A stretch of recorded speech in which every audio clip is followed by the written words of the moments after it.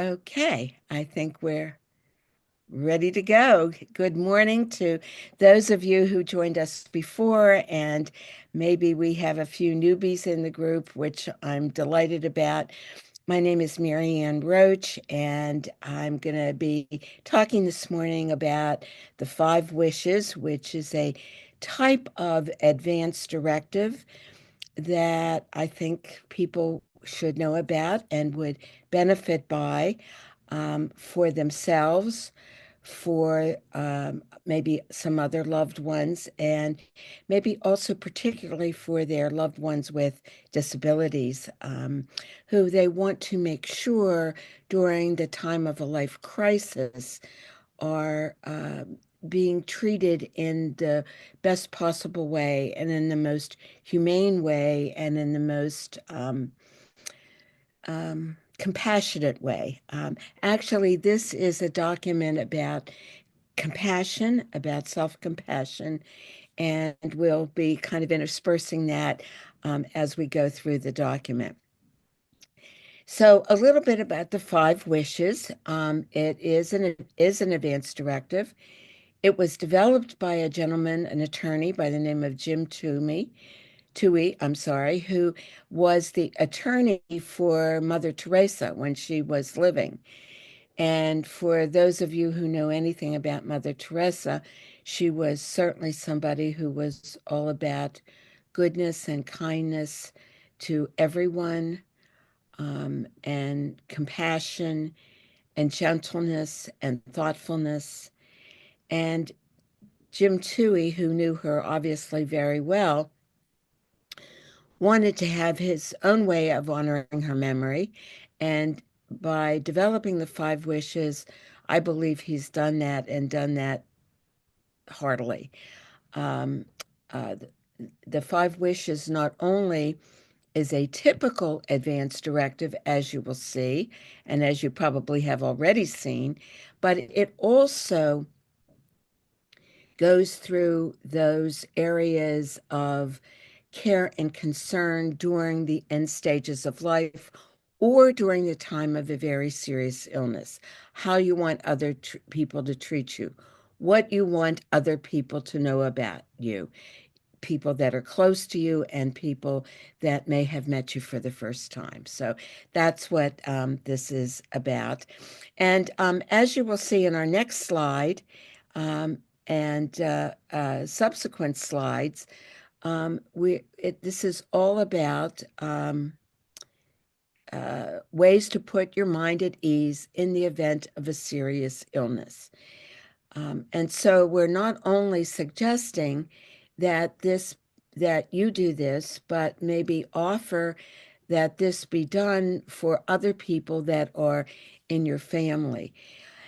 Typically, in a time of serious illness, not only is the person themselves in not the best thinking form, but very often as well, those who know and love them are not as well. And so this serves as a guidepost that has been done when everybody was in good form and was able to think through some things that are a little difficult. I know this because I am what's called a end of life doula. I an end of life doula is someone who is with a person who is either very sick or is dying, and is somebody who kind of guides the family in a time of great stress and strain, and makes sure that the person who is departing, if that is what is occurring, uh, that it occurs in the best possible and most general way. So a way of saying it is the end of life advocate for a person who may be on their deathbed. The five wishes, this document that you've seen, puts into place your desires in the event of serious illness before it happens. And I know, I certainly know that this is a very difficult subject. it's hard to even want to think about some of these things when you're going through it. Be that as it may, it's important to do it, because when you go into the hospital, um, they don't know you, they don't know anything about you except what your diagnosis might be, and you want them to know, and they want to know who you are as a person. This helps do that. It provides a way of discussing these wishes with your family and those closest to you. Um, Very often I'll hear people say, "Well, I went to talk to my daughter, and she said, 'Mom, I just can't talk about this,' and run out of the room." Well, maybe now is not the time, but you've got to open the door sometime. And that's this is an opportunity to do that and to just take a deep breath and to think about some of these things when everybody is of sound mind and has full interest in what's going on.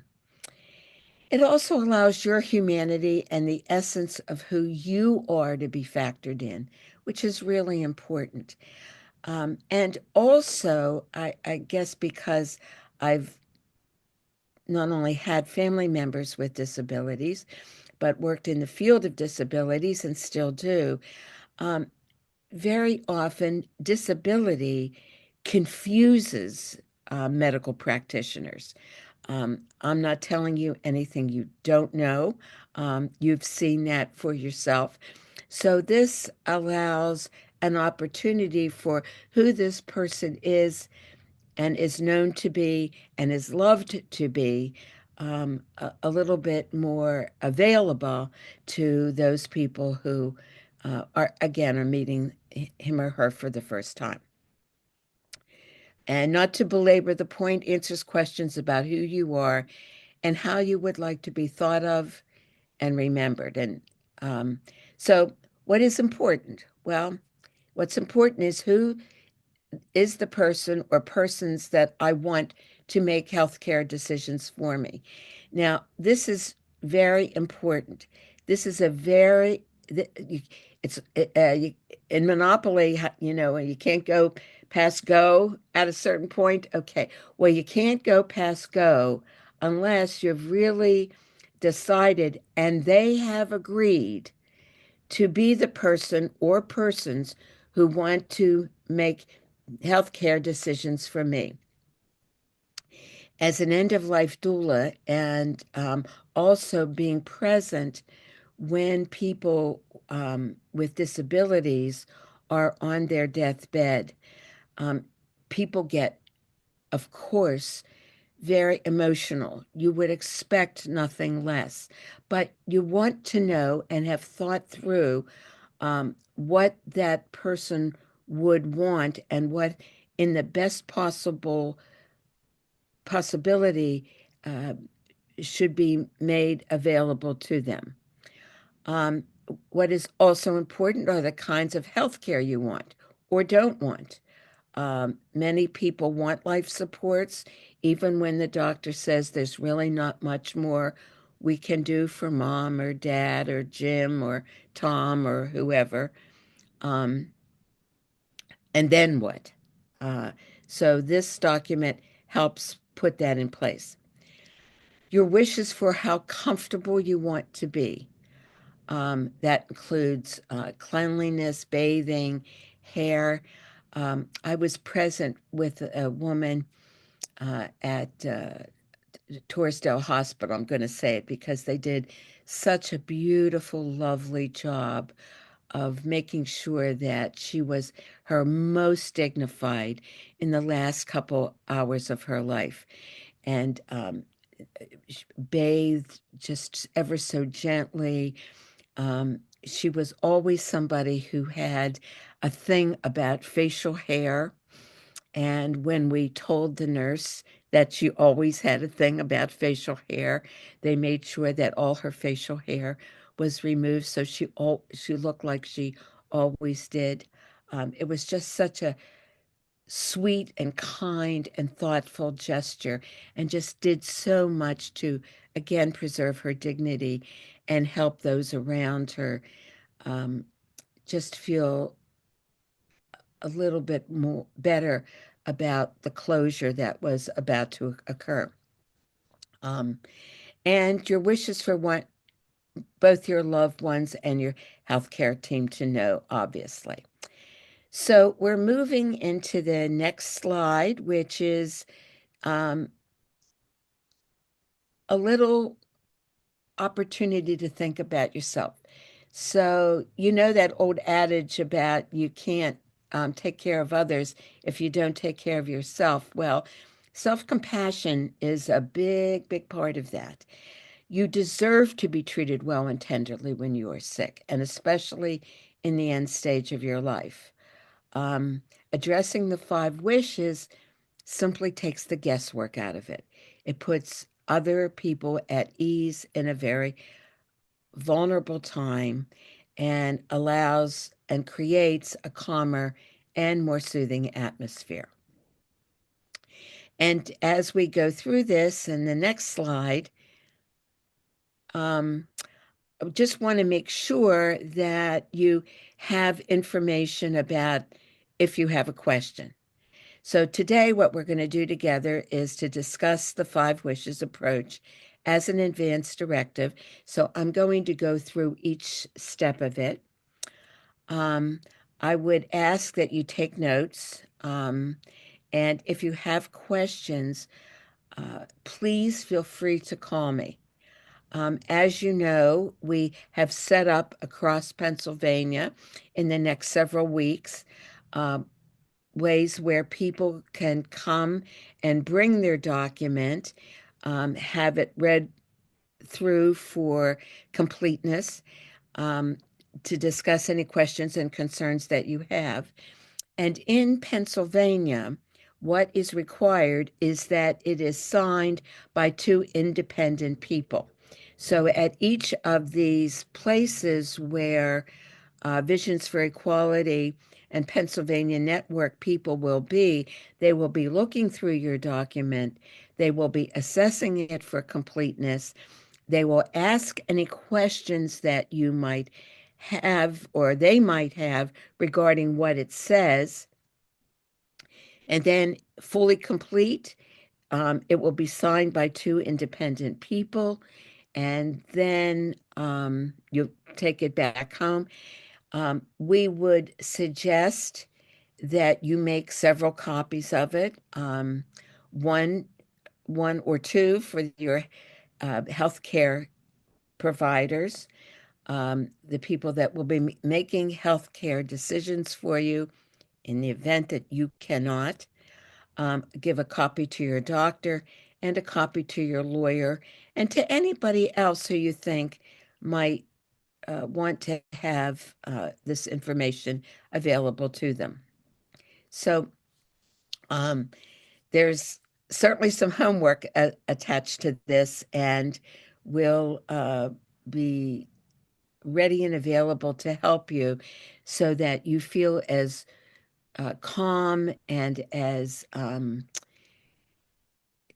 satisfied that this is something that is doable for you and in conjunction with others and for your family members. So we're going to go on to the document next. So, okay, well, just want to make sure that you can see this is the document that we're going to be going through.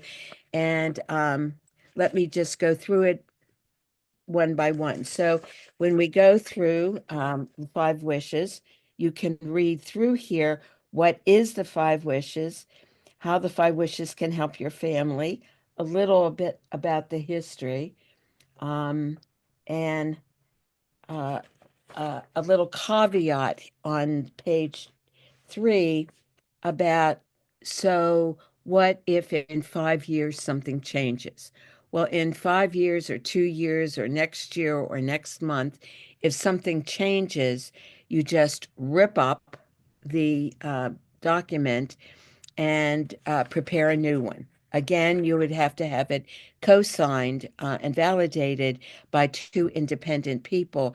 But again, if something changes, it explains right here in the document what you do about it. So they've really thought of just about every possible detail. Okay. Wish one. The person I want to make healthcare decisions for me when I can't make them for myself. So this is where you put a little bit of thought into um, I I want to make who you want to make healthcare decisions for you primarily. That is the person that you have to speak with. If somebody says, "Mom, I'm not sure that I can do it," then don't make them. Um, some people just can't handle it. So the idea is to go to somebody who can and then make sure that the others know that this is going to be the primary person, the secondary person, the third person. Um, Ideally, it is good to have somebody who is close by in the vicinity or who can get to a hospital or care center quickly, but that is absolutely not necessary, especially in this time of good tech support. So, um, but this is very important. The person must agree to be the person to do it. And if your daughter can't, your niece might. Um, and if you have a healthcare practitioner in your family, that's a good person to talk to about a lot of this. And they give you some guidance here about picking the right person to be your healthcare agent. Okay. Um, What does a healthcare agent do? It's a person that makes choices for me about my medical care services like tests, medicine, or surgery when you are not able to. Now you're able to, but when you're not able to, this is the person who does that. Um, Consents to admission to an assisted living facility, hospice, nursing home, rehabilitation center.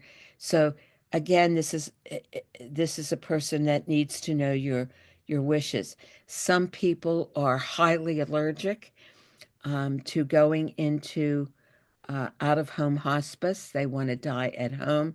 That should be known, and this is a prompted question so that you have time to think about that.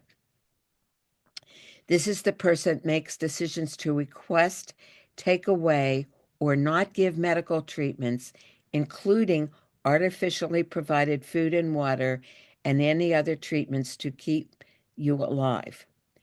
It is the person that will move you to another state to get the care you need or carry out your wishes.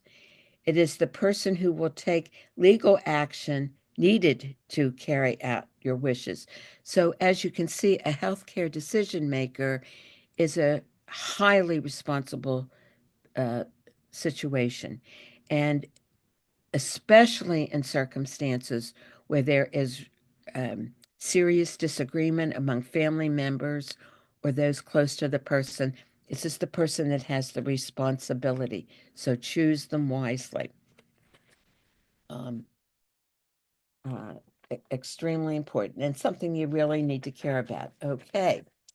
So, your wish for the kind of medical treatment you want or don't want, um, uh, a little explanation in here about what life support means to you. Technically, life support treatment means any medical procedure, device, or medication to keep you alive. Life support treatment includes medical devices put in you to help you breathe, food and water supplied by medical devices such as tube feeding, cardiopulmonary resuscitation, major surgery, blood transfusions, dialysis, antibiotics, or anything else that would be meant to keep you alive. So now may be the time to kind of think about if you were at the end stage of life, And the doctor said, I don't think there is any more that we can do for this person. Would you want any of these things, some of these things, all of these things? It's the time to think about it. And what happens in different situations. So if you're close to death, that's one set of queries.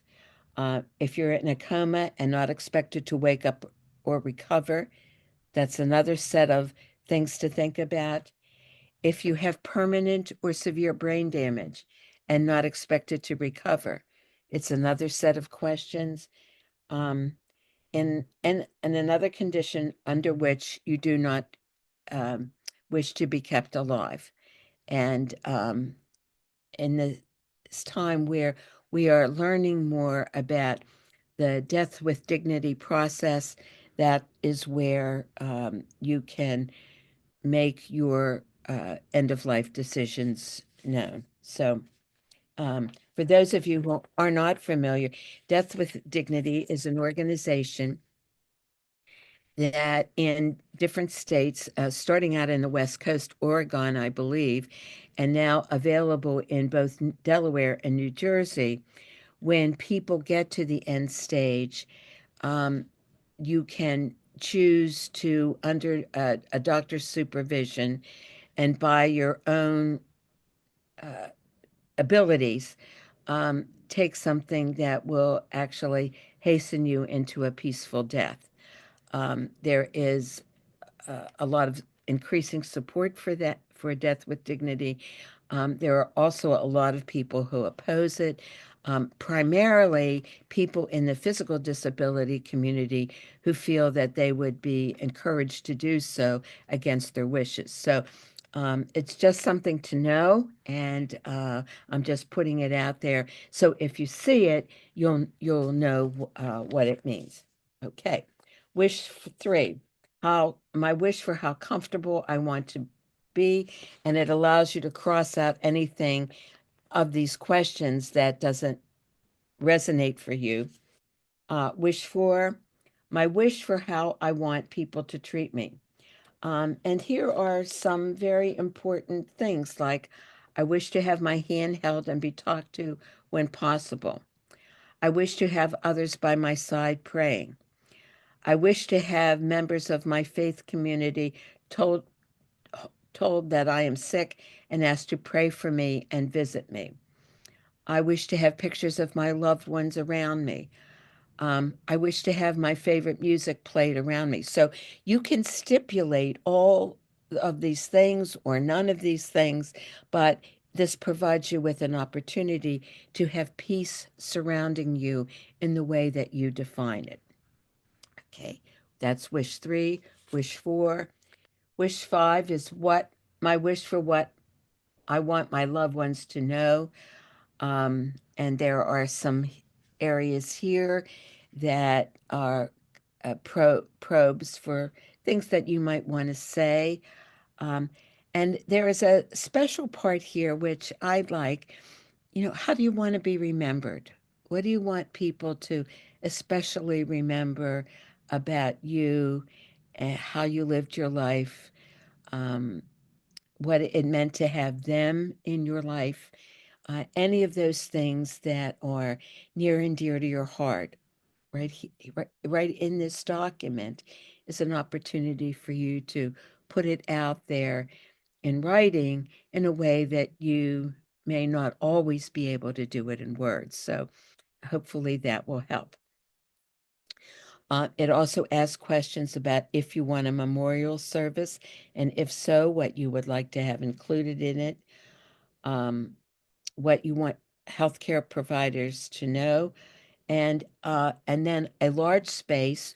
And you can also use another piece of paper to include here anything else that is important to you. Um, a special message to your grandchildren, a special message to a favorite niece or nephew, anything else that you want to put in there that this can be said right here in this document. And if you need another piece of paper, you just write it all down on a blank piece of paper and just staple it to the document. And that's what the people who will be reviewing it for completeness and wholeness will be looking to see and to make sure that it says exactly what you want it to say. So, because we're kind of doing this out, out there on the cloud, there's not really an opportunity much for questions, but please note that phone number.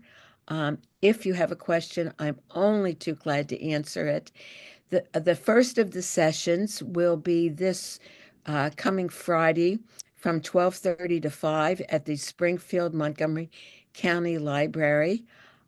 If you would like to come to that session, I will be there with my husband uh, and my friend Dr. Amelia Klein, who is also extremely familiar with this document, and to kind of look through your material and kind of make sure it says what you mean for it to say.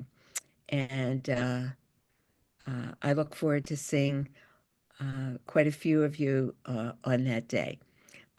Again, any questions? The phone number is 215-805-4527. And thank you, Courtney, for putting this all together for us this morning.